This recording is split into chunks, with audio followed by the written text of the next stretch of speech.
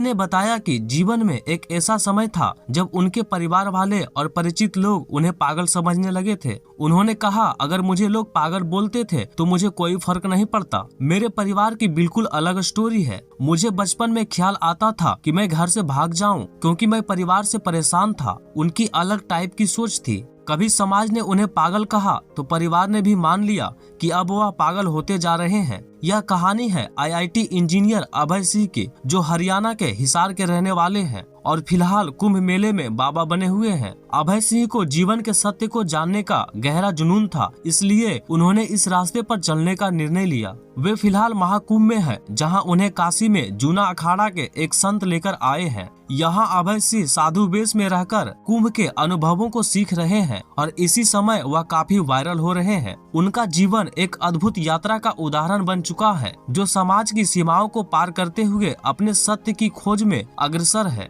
आज तक की टीम ने अभय से बातचीत की और उनकी पुरानी जिंदगी के बारे में जानने की कोशिश की कि कैसे वह आईआईटी छोड़कर आस्था के रास्ते पर चल पड़े। बता दें कि अभय ने अपने पहले अटेम्प्ट में ही आईआईटी एंट्रेंस क्लियर कर लिया था। आज तक से बातचीत में अभय ने कहा, मैं तो बस सीखने आया हूँ। मैं किसी मत से जुड़ा नहीं हूँ, कहीं दीक्षित नहीं हूँ, कोई साधु या महंत नहीं हूँ। मुझे तो मोक्ष के लिए आने वाली हर बाधा को दूर करना है।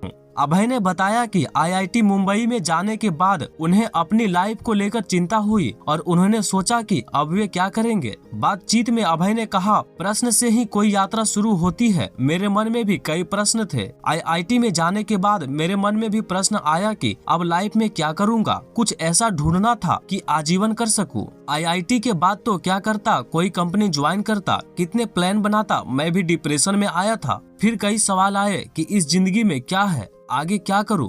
बीच में मेंटल हेल्थ का भी सवाल आया। एंजाइटी और टेंशन बीच में आती है। मैं भी भारी डिप्रेशन में आ गया था। मैं बहुत खतरनाक डिप्रेशन में था। नींद नहीं आती थी, एक ही चीज सोचता रहता था। फिर मैंने सोचा कि यह सिस्टम क्या है, दिमाग क्या चीज है, नींद क्यों नहीं आ रही है, यह मन क्या चीज है। इसके बाद मैंने साइकोलॉजी पढ़ी। इसके बाद मैं इस्कॉन की तरफ मुड़ा और कृष्ण के बारे में पढ़ा। अभय ने आगे कहा, लोग तो मुझे पागल समझने लगे थे। अगर मुझे लोग पागल बोलते थे तो मुझे कोई फर्क नहीं पड़ता। मेरे परिवार की बिल्कुल अलग स्टोरी है। मुझे बचपन में ख्याल आता था कि मैं घर से भाग जाऊं क्योंकि मैं परिवार से परेशान था। उनकी अलग टाइप की सोच थी। मुझे घर से दूर जाना था, इसलिए मैंने आईआईटी मुंबई का चुनाव किया और मुझे अच्छा लगा तो एरोस्पेस करने लगा। अभय ने बताया कि एक समय में वह फोटोग्राफी भी किया करते थे। अभय ने आगे कहा, मैं अटकना नहीं चाहता, मैं रुकना नहीं चाहता। जब आदमी कहीं भी नहीं अटकता तब वह मुक्त हो जाता है। अभय ने बताया कि वह काशी में आकर बाबा सोमेश्वर पुरी से मिले थे